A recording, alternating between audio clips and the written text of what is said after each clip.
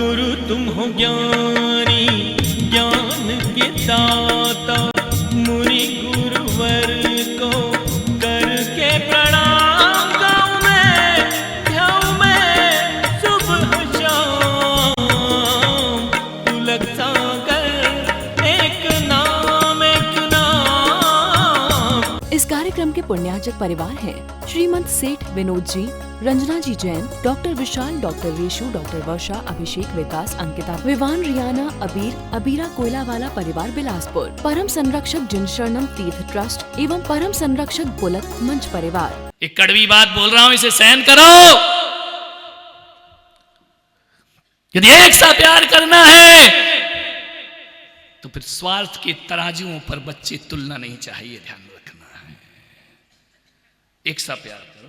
वाणी दिलों को जोड़ती है, वाणी दिलों को तोड़ती है। जब तक तुम नहीं बोले ना, तुम्हारे बारे में कोई व्यक्ति कोई अंदाज नहीं लगा सकता है। यदि आप मौन बैठे हैं तो कोई नहीं लगा सकता है कि आप कैसे व्यक्ति हैं, लेकिन जैसे ही आप बोल पड़ते हैं पता चल जाता है। ध्यान रखिए, वाणी का ताला वो ताला है कि जब तक बंद है तब तक कोई नहीं देख पाता है, लेकिन जब वो ताला खुलता है तो पता चलता है ये कोयले की दुकान वाला है या हीरे की दुकान वाला है। ध्यान रखना, बोलने से आदमी के व्यक्तित्व का पता चल जाता है, बोलने से आदमी की ऊंचाई का पता चल जाता है, बोलने से आदमी की औकात का पता चल जाता है। इसलिए बहुत सोच समझ के बोलो, ध्यान रखना। एक राजा था, उसकी एक रानी थी। 10 बज रहे हैं, खत्म करो, बोलो। ये तो मीठा बोल दो यार, हाँ बोल दो या ना, हाँ खत्म करें। नहीं, अब ऐसे में तो बेचारे चाहे भी रहे तो नहीं बोल सकते हैं। एक राजा था, एक रानी थी। रानी को खाने की बड़ा शौक था। रानी ने कहा राजा से कि महाराज एक बात बताओ, जीवन में सबसे ज्यादा महत्व किसका है? तो राजा ने कहा कि रानी, जीवन में सबसे ज्यादा महत्व बोलने का हुआ करता है। रानी ने कहा मैं नहीं मानती, सबसे ज्यादा महत्व खाने का हुआ करता है। खाना अच्छा होना चाहिए, मजा आ जाएगा। जीवनवारी हो जाए तो और ज्यादा मजा आ जाएगा। खाने को 10-10 100 मेनू मिल जाए तो और मजा आ जाएगा। राजा ने कहा देखो रानी, जीवन में खाने से ज्यादा बोलने का महत्व होता है। बोले नहीं, मैं नहीं मानती। बड़ी चटोरी रानी रही, केसरिया वालों जैसी। तुम लोग को तो अभी मैं जानते ही नहीं हूं, ध्यान रखिए। बोले खाना सबसे अच्छा होना चाहिए। बहस हो गई दोनों में, पति पत्नी में। मंत्री आए, मंत्री ने कहा कि आज ये बहस किस बात की हो रही है?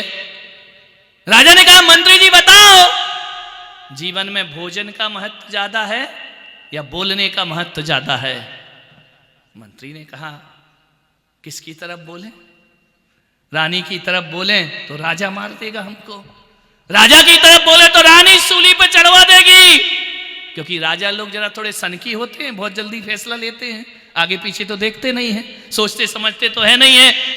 तो राजा ने, मंत्री ने एक काम कहा कि महाराज ऐसा करो कि कल महारानी का भोजन मेरे महल में होगा। तो रानी ने कहा तुम्हारे महल में मेरा भोजन? रानी तुम्हारे यहां खाने आएगी? अरे बोले क्या हुआ, दूर दूर से हलवाई बुलाए जाएंगे, एक से एक लज्जतदार भोजन परोसा जाएगा। अच्छा क्या क्या बनेगा? बोले जो खाओगी रानी साहिबा, मारवाड़ी भी मिलेगा, गुजराती भी मिलेगा, बंगाली भी मिलेगा, पंजाबी भी मिलेगा, तुमको? बोले सब मिलेगा। बोले हाँ। बोले ठीक है, मैं आती हूं खाने। दूसरे दिन रानी पहुंची, भोजन का मेनू देख के पागल हो गई रानी। क्या खाऊं? रबड़ी है, माल मलीदा है, मालपुआ है, बाटी है, दाल बाटी है, खमण है, ढोकला है। कौन बोला महाराज ज्यादा मत बोलो, हमारे मुंह में पानी आ रहा है, ध्यान रखिए। गुलाब जामुन है, चमचम है। रानी ने कहा यार आज तो मजा आ गया। रानी लाए खाना शुरू की फटाफट। रानी ने बोला खाने के बाद कि बस बस अब नहीं ध्यान रखना। मंत्री ने कहा कि रानी जी खा लो, थोड़ा और ले लो। बोले नहीं नहीं बोले बड़ा भोजन कैसा? अरे बोले भोजन तो ऐसा है, एक काम कर मंत्री, जितने रसोइये हैं कल से राजमहल की पाकशाला में जाएंगे, ये सब मेरे यहाँ नौकरी करेंगे। मंत्री ने कहा चले जाएंगे रानी जी, कल की कल है, कल किसने देखा है, आज तो खाओ। कहते हैं मंत्री ने 4 गुलाब जामुन और रख दिए, रानी खा गई। बोले अब चमचम और खा लो, रसमलाई। अरे रानी ने कहा बस भाई मंत्री बात, बहुत खुश हूं आज मैं तेरे पे, ऐसा भोजन मैंने जिंदगी में नहीं किया। रानी ने अपना 9 लक्का हार तोड़ा और मंत्री के हाथ में रख दिया। ऐसा भोजन मुझे राजमहल में भी प्राप्त। मंत्री ने कहा रानी जी थोड़ा और खा लो। बोले नहीं नहीं मंत्री देखो अब नहीं खा सकती, बहुत ओवरलोड हो गया है। बोले नहीं नहीं मंत्री रानी जी थोड़ा और खा लो। अरे बोले नहीं खा सकती हो। बोले रानी खा लो, तुम इतनी खुश हो आज, तुमने बाप के जन्म में भी ऐसा भोजन किया है जो यहां कर रही हो। इतना रानी ने सुना कि बाप जन्म भोजन नहीं किया। बोले तुम्हारे बाप ने कराया कभी ऐसा भोजन जो मैं करा रहा हूं? रानी ने कहा मंत्री जुबान संभाल के बात कर, तुझे फांसी पर लटकना होगा। तू सम्मान नहीं मेरा अपमान कर रहा है। ले गए दरबार में पेश हुआ। राजा ने कहा कैसा भोजन था? अरे बोले जहर। अरे काय का जहर? तूने तो 9 लक्का हार तोड़ करके दिया है। बोले महाराज भोजन तो इतना स्वादिष्ट बनाया, लेकिन आपके मंत्री ने तमीज से बात नहीं की, बदतमीजी से बात की। इसे फांसी के फंदे पर लटका दिया जाए, इसने रानी का अपमान किया है। महाराज ने कहा कि रानी समझ में आ गया कि भोजन महत्वपूर्ण होता है या शब्द महत्वपूर्ण होते हैं, वाणी महत्वपूर्ण हुआ करती है। रानी ये हमारी सोची समझी साजिश थी, मंत्री को कोई भी फांसी नहीं मिलेगी, उसे तो उपहार दिया जाएगा, क्योंकि जो मैं समझा रहा था वो तू नहीं समझ पाई, लेकिन मंत्री ने समझाया तो तुरंत समझ में आ गया। बोलिए यदि भोजन स्वादिष्ट हो और मनुहार ना हो, राजस्थान में सबसे ज्यादा क्या होती है बोलो? मनुहार होती है। जोधपुर का एक बहुत अच्छा शब्द मुझे इतना प्यारा लगता है, वहां पे हर चीज को बोला जाता है पधारो सा। समझ में नहीं आता आने वाला पधारो सा है या जाने वाला पधारो सा है। आओ तो पधारो सा और जाओ तो, वहां तो कुत्ते को भी सा बोलते हैं। तू तो कुत्ता सा दिखे, कुत्ता सा, कुत्ता भी सांप बन गया। बड़ी मीठी वाणी वहां की। और तुम्हारे बागड़ मेवाड़ की एक शब्द मुझे बहुत हृदय को छूता है, मालूम है? बहुत महत्वपूर्ण शब्द है। कभी भी किसी को कुछ बोलो तो इनके मुंह से क्या निकलता है पता है? जिसने मुझे बहुत प्रभावित किया, कहता हूं कि भाई ये काम करो, हुकुम। ध्यान रखना ये हुकुम शब्द इतना बढ़िया होता है जो आत्मा को छू लिया करता है। ध्यान रखना ये तुम्हारे यहाँ का शब्द है। और पधारो सा ये जोधपुर का ये मीठे शब्द जीवन को कहते ना, हुकुम हुकुम सरकार, हुकुम महाराज, हुकुम करिए। ध्यान रखिए आनंद 2 शब्दों से यदि इतना सुंदर लगता है, और यदि हम अपने जीवन के शब्दों की डिक्शनरी में से सारे शब्द अच्छे कर ले, तो मैं कहता हूं आदमी को गरीबी दुख नहीं देती है, आदमी को अभाव दुख नहीं देता है। आदमी को दुख देता है तो उसका दुर्व्यवहार आदमी को दुख दिया करता है। व्यवहार बहुत अच्छा रखो, बहुत मीठा रखो। मालूम है महाभारत किससे शुरू हुई? दौलत से, सिंहासन से, वाणी से, ध्यान बोलने से शुरू हुई। इंद्रप्रस्थ दिया गया, कहानी आपको मालूम है, सीरियल आपने देखा होगा। और खंडप्रस्थ दिया गया, पांडवों ने इंद्रप्रस्थ बना दिया उसको। जिसके अंदर सद्गुण होते हैं ना, तो वह नरक को भी स्वर्ग में बदल के रख दिया करता है, और अपने घर जैसे नरक जैसे घर को स्वर्ग की अनुभूति प्रदान करा दिया करता है। इंद्रप्रस्थ बना दिया पांडवों ने। सब लोग गए, देखो इंद्रप्रस्थ बड़ी अद्भुत कला थी। कैसे आर्किटेक्ट रहे होंगे, कैसे इंजीनियर रहे होंगे। दृष्टि भ्रम से भरा हुआ, जहां पानी होता था वहां सूखा दिखता था, और जहां सूखा होता था वहां दुर्बुद्धि दुर्योधन ने सोचा चलो मैं भी चलता हूं देखने। दिया तो खंडप्रस्थ था, बन गया इंद्रप्रस्थ। दुर्योधन दुर्बुद्धि ने कहा मैं भी तो चल करके देखता हूं जाके कैसा बनाया है। गया जैसे ही क्या देखता है, बड़ा अद्भुत महल बना हुआ है। इंद्रों ने उस महल की रचना की है। दुर्योधन ने देखा कितना सुंदर स्थान है, कितना सुंदर महल है। जहां पानी था वहां सूखा, जहां सूखा है वहां पानी। तो जैसे ही दुर्योधन चला, ये पानी है, धोती पकड़ के चला, पानी तो था नहीं, सूखा था। दुर्योधन ने कहा यार दिखता तो पानी है तो यहाँ कुछ भी नहीं। उसने धोती छोड़ी, बोले छोड़ो अब क्या पकड़ना इसको। जहां सूखा दिख रहा था वहां भी लापरवाही से आगे बढ़ा, पैर फिसला, छपाक से गिर गया। झरोखे में द्रौपदी खड़ी थी, जोर से अट्ठास किया, देखा अरे अरे देवर जी गिर गए गिर गए। दुर्योधन ने देखा कि भाभी ऊपर खड़ी है। ऊपर खड़े होकर के द्रौपदी ने उपहास बनाया कि हाँ तुम क्यों नहीं गिरोगे, अंधे का पुत्र तो अंधा ही होगा। बस एक शब्द अश्री महाभारत प्रस्तुत करता गोदरेज। ध्यान रखिए, महाभारत शुरू हो गई। एक शब्द अंधे का पुत्र अंधा। ध्यान रखना, द्रौपदी ने कितने संकटों को आमंत्रण दे दिया एक शब्द में। द्रौपदी ने कितना बड़ा अपने जीवन को अंधकार में डाल दिया एक शब्द में कि अंधे का पुत्र।